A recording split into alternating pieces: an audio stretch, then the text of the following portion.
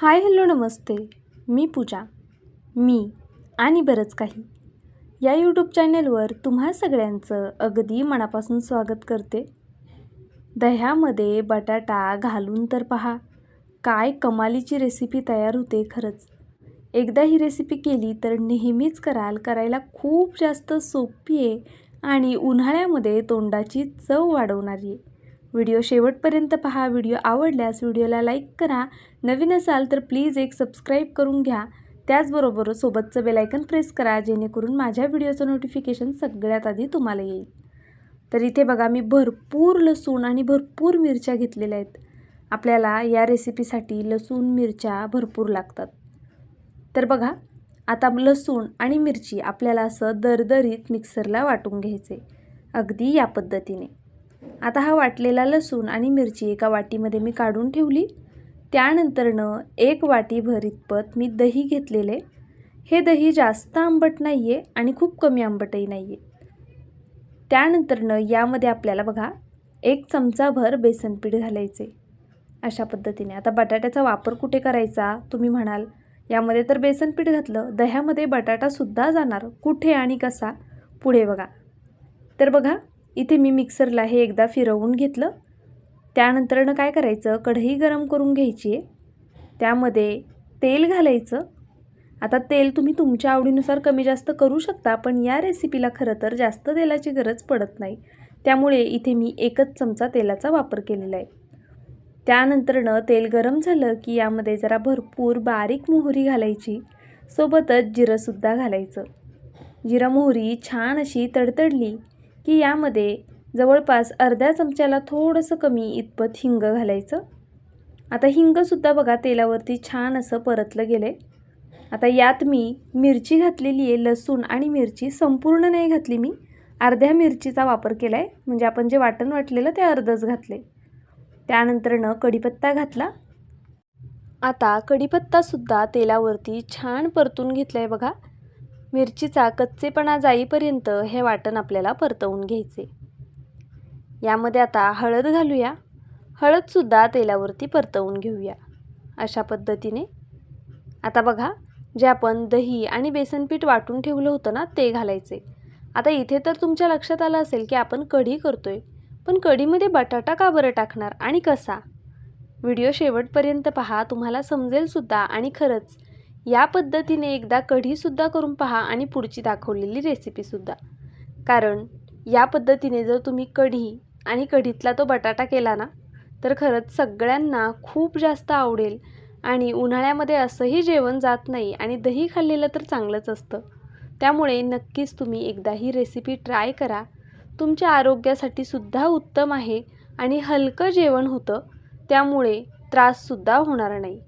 आता कढी जरा झणझणीत बरी वाटते म्हणून मी मिरच्या जास्त घातल्या आहेत, पण जर तुम्हाला उन्हाळ्यामध्ये मिरची बाधत असेल तर तुम्ही कमी घातलीत तरीसुद्धा चालणार आहे. हे छान असं सर्व एकजीव करून घेतलं. त्यानंतरनं यामध्ये आवश्यकतेनुसार पाणी घालून घेतलं. बघा, अगदी अशा पद्धतीने. आता कढी थोडी पातळच करायची, खूप जास्त घट्ट कढी करायची नाही. यामध्ये मी 1 चमचाभर साखरसुद्धा घालून घेतलेली आहे. बघा, छान मिक्स करून घेते.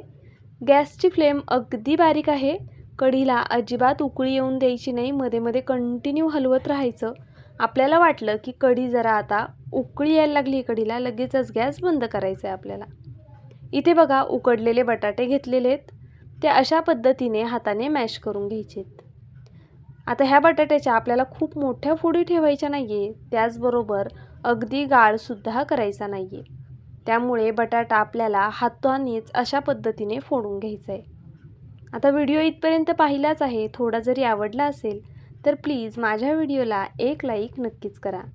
त्याचबरोबर सबस्क्राईबसुद्धा करून घ्या, जेणेकरून माझ्या व्हिडिओचं नोटिफिकेशन सगळ्यात आधी तुम्हाला येईल. बघा, बटाटा सगळा छान असा कुस्करून घेतला. त्यानंतरनं तडका पॅनमध्ये थोडं तेल घातलं होतं. 1 पळीभर तेल असेल. त्यामध्ये जिरं आणि मोहरी घातली. जिरं मोहरी छान तडतडून दिली. त्यानंतरनं यामध्ये हिंग घालायचे आपल्याला. तर बघा, हिंगसुद्धा छान फुललं की कढीपत्ताची पानं घालायची. आणि पानं छान तडतडली ना की त्यानंतरनं आपल्याला यामध्ये जे आपण मिरची आणि लसूण वाटून ठेवला होता ना, अर्धा कढीसाठी वापरलाय, अर्धा यामध्ये घालायचा। बघा अशा पद्धतीने आता हे सगळं छान असं मिक्स करून घेते। पुन्हा मिरचीचा कच्चेपणा जाईपर्यंत हे मी परतवून घेतलं। त्यानंतरनं यामध्ये थोडीशी हळद घालायची, धना पावडर घालायची आणि सोबतच आपल्याला यामध्ये मॅगी मसालासुद्धा घालायचा आहे। तुम्ही मॅगी मसाल्याऐवजी चाट मसालासुद्धा वापरू शकता किंवा पावभाजी मसाला वापरलात तरीसुद्धा ह्या रेसिपीला खूप छान टेस्ट येते। आता बघा हे छान परतून झालेलं आहे, हे आपण ह्या बटाट्यावर घालून घेऊया। अशा पद्धतीने बघा मी संपूर्ण हे या बॅटरमध्ये घालून घेतलेलं आहे। जो कुस्करून ठेवलेला बटाटा आहे त्यात घालून घेतलं। आता आपण यामध्ये चवीनुसार मीठ ॲड करूया। खूप जास्त मीठ घालू नका, मीठ थोडं बेतात घालायचे। आता हे सगळं मी छान मिक्स करून घेते। मीठ बेतात घालायचं असं का म्हटले, बटाटे उकडताना सुद्धा मी मीठ घातलं होतं, म्हणजे बटाटा खाताना आतमध्ये आळणी लागत नाही, त्यामुळे मी इथे मीठ थोडं कमीच वापरले। बघा स्पूनच्या साह्याने मी हे छान मॅश करून घेतलं। असं स्पूनच्या साह्याने केल्यामुळे काय होतं, हाताची आग होत नाही, नाहीतर मिरची आहे बऱ्याच जणांच्या हाताची आग होते आणि आता उन्हाळा आहे तर ती सोसवतसुद्धा नाही, त्यामुळे असं स्पूननेच आपल्याला मॅश करून घ्यायचे। इथे मी जवळपास अर्धी वाटी बेसन पीठ घेतले, यामध्ये चवीनुसार मीठ घालून घेतलं, सोबतच अर्धा चमचा ओवा घेतलेला आहे। ओवा हातावरती छान क्रश करून यामध्ये घालून घेतला। हातावर क्रश केल्यामुळे ओव्याचा सुगंध छान येतो आणि आपण बटाट्याचा वापर करतोय, बेसन पिठाचा वापर करतोय, तर ओवा आवर्जून घाला, म्हणजे मग आपल्याला बटाटा, बेसन पीठ किंवा हिरवी मिरची बाधणार नाही।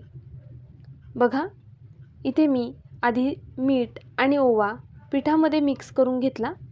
त्यानंतरनं गरजेनुसार पाणी घालून आपल्याला हे छान असं पीठ फेटून घ्यायचे। आपण यामध्ये अजिबातच सोड्याचा वापर केला नाही आहे, त्यामुळे हे पीठ शक्यतो 4 ते 5 मिनटं फेटून घेणार आहोत। असं पीठ फेटून घेतल्यामुळे पीठ छान हलकं होतं आणि आपण जे वडे करणार आहोत ते छान होतात। तर बघा अशा पद्धतीने मी कंटिन्यू फेटत हे जवळपास 4 ते 5 मिनटं फेटून घेतले। तुम्ही पाहू शकता आधी पिठाचा रंग थोडा डार्क होता, आता थोडा लाईट असा झालेला आहे। पिठाचा रंग असा थोडा डार्कपेक्षा कमी हे झाला म्हणजेच समजून जायचं की आपलं पीठ व्यवस्थित फेटलं गेलेलं आहे। पीठ हलकंसुद्धा होतं, त्यावरूनसुद्धा आपल्या लक्षात येतं की पीठ छान फेटलं गेलं आहे। किंवा तुमच्या लक्षात येत नसेल तर तुम्ही कमीत कमी 4 मिनटं तरी हे पीठ फेटून घ्या। आता बघा बटाट्याच्या बॅटरमध्ये मी भरपूर अशी कोथिंबीर ॲड केली। आता आपल्याला याचे वडे करायचे आहेत, तर कोथिंबीर छान मिक्स करून घेते। आता तुम्ही म्हणाल ताई आता हात आपण यामध्ये घातलाच मग नाही आग होणार का, तर मी हाताला थोडंसं तेल लावून घेतलं होतं। तेल लावून घेतल्यामुळे हाताची आग थोडी कमी होते। वडे करायचे म्हटले तर आपल्याला या बॅटरमध्ये हात घालावाच लागणार आहे, पण जर सुरुवातीपासून जर तुम्ही यामध्ये हात घातला असता तर आग खूप जास्त होईल। तुम्ही इथे ग्लव्सचा सुद्धा वापर करू शकता। बघा इथे मी अगदी छोटे छोटे अशा पद्धतीचे वडे करून घेणार आहे। खूप मोठे वडे करायचे नाही आहेत, कारण आपल्याला हे कढीमध्ये सोडायचे आहेत। बघा इथे मी वडे करून घेते, तोपर्यंत आपली कढीसुद्धा मध्ये मध्ये हलवत होते। याला हलकीशी एकदा दोनदा उकळी आलेली आहे फक्त। मी गॅस लगेचच बंद केला आहे आणि भरपूर अशी कोथिंबीर घातलेली आहे। अजून कढीमध्ये आपण मीठ घातलं नाही आहे, मीठ कधी घालायचं ते सुद्धा सांगते। तर बघा आता आपण वडेसुद्धा करून घेतले आहेत। इथे संपूर्ण वडे तयार करून घेतले मी आधी, म्हणजे मग तळायला सोपे जातात आणि एकदाच हात आपला खराब होतो। त्यानंतर ना आपले सगळे वडे झाले की हात स्वच्छ धुवून घ्यायचा, म्हणजे मग हाताची जास्त आग होत नाही। तर बघा एक वडा अशा पद्धतीने मी बॅटरमध्ये टाकला। त्यानंतर काट्या चमच्याच्या साहाय्याने हे वडे मी तळून घेणार आहे। तेल आधीच गरम करण्यासाठी ठेवलं होतं। मीडियम फ्लेमवरती तेल परफेक्ट गरम झालेलं आहे। आता यामध्ये मी एक एक करून अशा पद्धतीने वडे सोडून घेणार आहेत। हाताने सोडण्यापेक्षा अशा पद्धतीने स्पूनच्या साहाय्यानेच हे वडे आपल्याला तेलात सोडून घ्यायचे आहेत। बघा म्हणजे मग पीठसुद्धा जास्तीचं जात नाही आणि आपल्या बोटांचे ठसेसुद्धा त्यावरती उमटत नाहीत। अशा पद्धतीने मी सगळे वडे तळून घेणार आहे। वडे तळण्याची सुद्धा एक टेक्निक असते, त्यामुळे व्हिडिओ शेवटपर्यंत नक्कीच पहा. इथे बघा गॅसची फ्लेम मीडियमच आहे. मीडियम फ्लेमवरच हे संपूर्ण वडे आपल्याला तळून घ्यायचे. आपण यामध्ये जरासुद्धा सोडा वापरला नाही तरीसुद्धा आपले वडे अगदी मस्त होणार आहेत. अजिबात असे दाटल्यासारखे होणार नाही. पीठ आपलं छान हलकं आहे, त्यामुळे अजिबात असा वडा राठ होणार नाही. आणि बेसन पीठ खूप घट्ट करायचं नाही, नाहीतर मग वडा खायला चांगला लागत नाही. तर बघा एक एक करून मी अशा पद्धतीने आता पलटी करून घेते. जवळपास 1 मिनिट झालं आहे. गॅसची फ्लेम मीडियम टू हाय आहे. 1 मिनिटानंतर गॅसची फ्लेम थोडीशी वाढवायची आणि हे वडे तळून घ्यायचे. आपला बटाटा आतपर्यंत छान शिजलेलाच आहे, आपल्याला फक्त बेसन पीठ शिजवायचे.